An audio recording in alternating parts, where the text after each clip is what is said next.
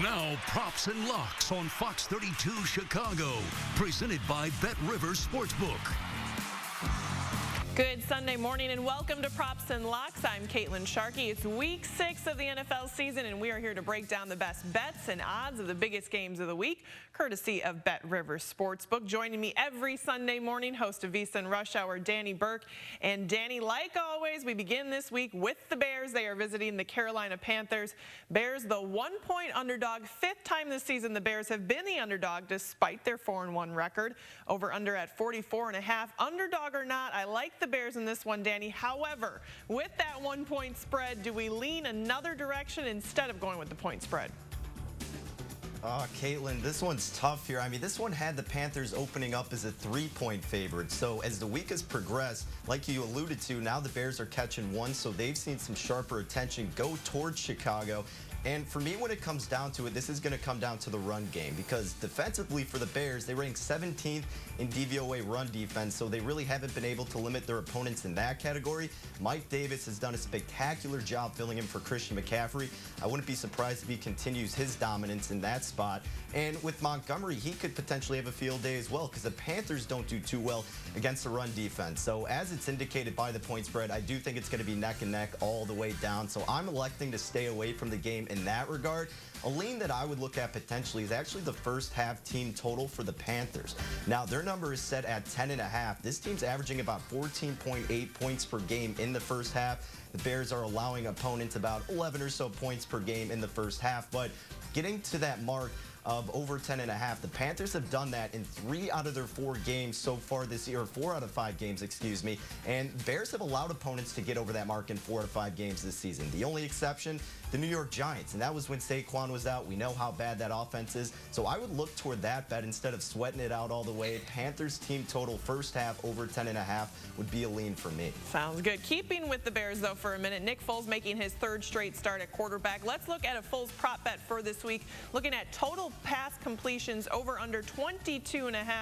Danny, what do we like about this prop? Caitlin, I really love this prop. I think this is one of the best bets you can make for this game. So, like you said, Nick Foles' prop for pass completions is 22.5, shaded a little bit to the over. I think you got to look in that direction because if you count just the 2 full games he's played so far, being against the Bucs, against the Colts, he's averaging 28 pass completions, and those are against 2 great defenses. Now you're going against the Panthers defense that is pretty middle in the pack when it comes to pass defense. I think he's going to have a really solid day in the air. You're getting a good spot with 22.5. You have to lay a little, but the numbers back up Nick Foles here, so look for Foles over 22.5 completions today. Yeah, I like that as well. Staying in the division for Game 2, the Green Bay Packers taking on the Tampa Bay Buccaneers in Tampa. Aaron Rodgers and Tom Brady going head-to-head. Brady obviously coming off the loss to the Bears. This one, another 1-point spread over under at 55. Danny, another dangerous spread in my opinion, but the Packers offense has shown they have no problem scoring. I like the over in this one. Your thoughts? Yeah, as do a lot of the bettors because his total opened up at 52, Caitlin. Now we see it at Bet Rivers at 55. So that's just going to keep bumping up to game time. So if you do like that spot, I suggest you go with it now until it keeps bumping up because, of course, you're going to want to get the better number. With the spread, we saw the Bucs open up anywhere from about a 1.5 to 3-point favorite. That's flipped over as we see to Green Bay being a slight favorite in the spot. But look, this is another tough one in my opinion too, kind of like the same feel as the Bears and the Panthers because it's a 1-point spread, right? So obviously the odds are indicating it could go either way. And you look at Tampa Bay, and a lot of people will think recency bias because of what happened against the Bears. But remember, they were pretty banged up in that spot. And Green Bay on the other side, nobody's stopping Aaron Rodgers, let's be honest. And he's going to probably have another great performance today. However, that Bucs defense is very, very solid. Probably the best defense that Green Bay will have gone up against so far this season. But also remember, Davante Adams will be back in the mix for Aaron Rodgers. He's been doing amazing with limited weapons originally, and now he's getting a star receiver back. That will be huge for this team. Once again, an angle I'm looking at is the first half team total for Green Bay. They're at 13.5 and shaded a little bit to the over. But Green Bay's averaging 18 points per game in the first half so far this season.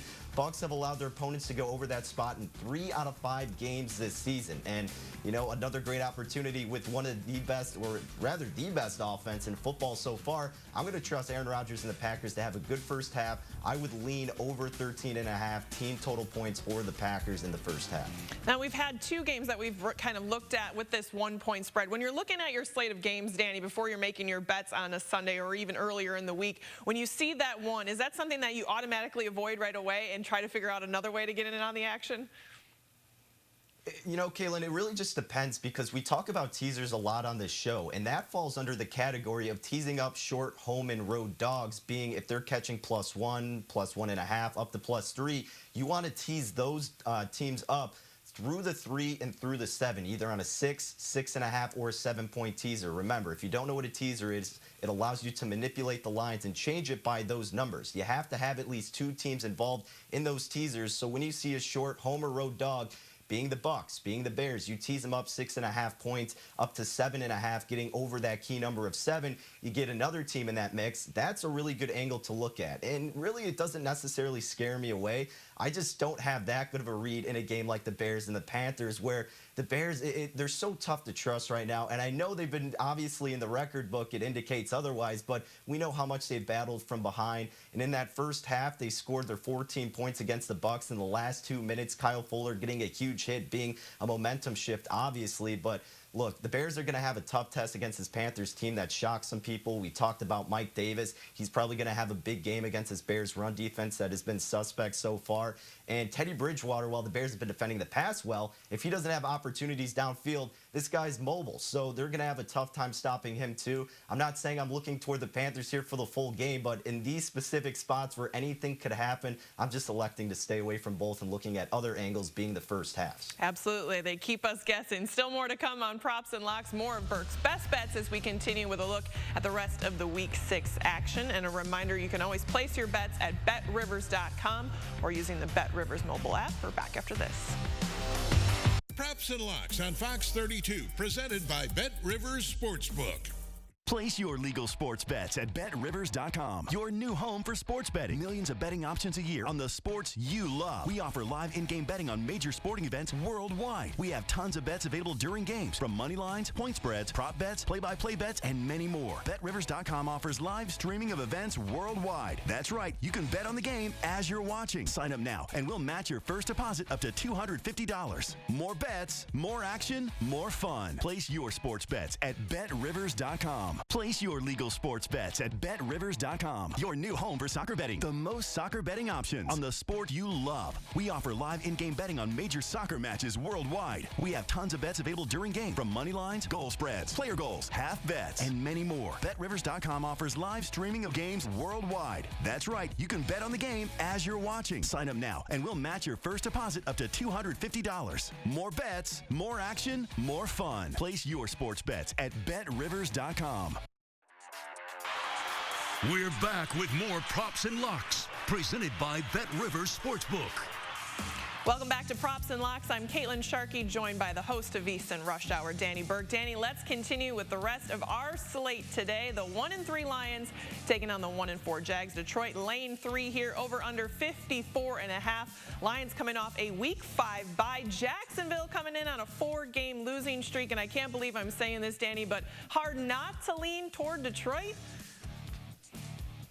Caitlin, I'm with you here, and it's ugly. We just talked about teams we can't trust or games we don't want to be a part of. This falls right into that spot because how can you trust Detroit? They've blown multiple 14-0 leads so far this season.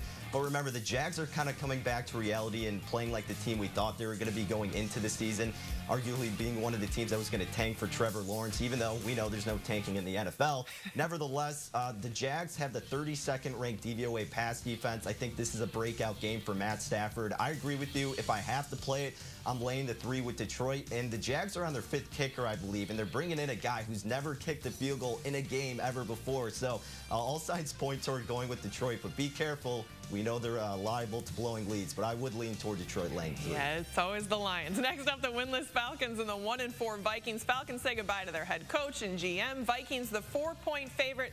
Danny, I think Atlanta is in shambles right now. I like Minnesota money line. Are you going with your Vikings pick this week? I know you love it. Look, the angle I'm going at is, once again, I sound like a broken record, but a first half spot here with Minnesota. And this is a prime opportunity because we know how bad this Atlanta defense is. Atlanta's allowing about 14.8 points per game in the first half to opponents, and Minnesota's averaging right around 13 or so. So 13.5 is where that number's at. I think Kirk Cousins gets out to a good game. No Dalvin Cook, no problem. We saw Mike Davis filling for McCaffrey. That's what happens in the NFL. You plug in another solid back. Mattinson's going to do a great job. It's not going to be a problem. And I know we win against or with this trend with the Texans. You fire your head coach, you're back in the next week, and that obviously falls into line here with Atlanta. But it just seems different with this Falcons team. So if anything, I'm doing the first half team total over with Minnesota. That's the only play I would like, but I would gravitate toward your side for the full game as well. All right, moving on to a big AFC North battle. Pittsburgh Steelers laying 3.5 against the Cleveland Browns. Over under at 51. Which way are you leaning for this one, Danny, or do we take a teaser opportunity here? Yeah, I think this is a prime teaser opportunity. Look, the Browns are one of the hottest teams in the league right now. Everybody's falling in line and loving them, but they're 1-7 straight up and against the spread. Their last 8 games on the road, historically, they've been brutal at Heinz Field. So catching about 3.5 now. It even got up to 4 in some spots. If you tease that up to 9.5 or 10.5, depending on where you get it, I think that could be the good spot here. And obviously, you pair that with another team. It's not going to be a best bet, so I don't necessarily have another team that I like to pair with it. But if you seek one out, remember, short home and road dogs and home favorites of about 7 to 9. Tease them down. You could pair it with the Browns as a short dog here because I think that would be the best angle in this spot. All right, and finally, the 4-1 Rams taking on the 2-3 49ers. San Francisco catching 3, over under at 51.5. Jimmy Garoppolo practiced all week as a full participant. Not sure that changes my mind. I like Sean McVay and the Rams here. I'm absolutely with you here, and we love Jimmy Garoppolo here in Arlington Heights, of course, hometown kid, but I think I got to fade him once again. How can you trust him right now? And the Rams have only had one flimsy game, and that was against the Bills where they arguably should have won, but it was because of that atrocious first half that put them in a bad spot. You're getting a premium price here with Los Angeles. I know the Sharps are looking toward the 49ers, but I laid the 3 with the Rams here. I think that's the move. And when you're looking at that 3, is that anything that kind of shies you away, or do you feel pretty confident in the Rams in this one? I feel good with that because it was at 3.5, so you have that hook there for a majority of the week, and I was waiting for it to get down to 3, and now that it has, that's when I was waiting to attack, so I laid it at the key number of 3 with the Rams, and if it gets to 3.5, obviously I'm a little bit more bearish when it comes down to that spot, but now that it's at 3, I think that's the best number you're going to get, so I would lay it with the Rams at 3 as of this point. All right, that magic number of 3. Well, thank you, Danny, and thank you for joining us on this week's edition of Props and Locks, brought to you by Bet Rivers Sportsbook, Chicago's hometown sportsbook. Join us every Sunday morning at 10 a.m. Make sure you place those bets at betrivers.com. Fox Kickoff Sunday is next.